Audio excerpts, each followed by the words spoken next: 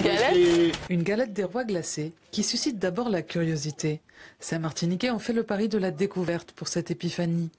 Je dis mais pourquoi pas ne pas venir découvrir et goûter pour voir ce que ça donne. Et puis on verra bien après, s'il faut continuer.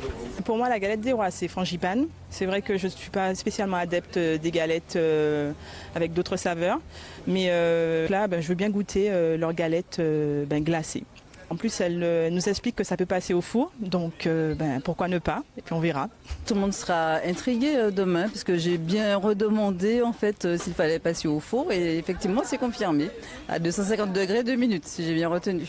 Cette jeune pâtissière a mis 6 mois pour trouver la recette de la bûche glacée, une traditionnelle pâte feuilletée, garnie de saveurs locales. En mettant en fait une glace coco, c'est un choix cette année où je me suis dit effectivement la glace coco, tout le monde l'aime, tout le monde l'apprécie, c'est vraiment propre à chez nous. Et j'ai rajouté la gourmandise avec le petit caramel coulant par-dessus pour créer vraiment quelque chose de très gourmand. Mais c'est vrai que j'ai voulu garder nos goûts de chez nous. On garde justement la chaleur de la pâte feuilletée en la mettant au four.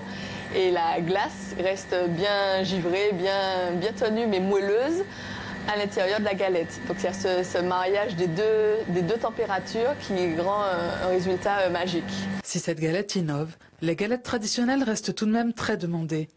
Ce boulanger en prépare plus de 6000 pour la période. C'est en gros un bon 10% de chiffre d'affaires de l'année, quoi.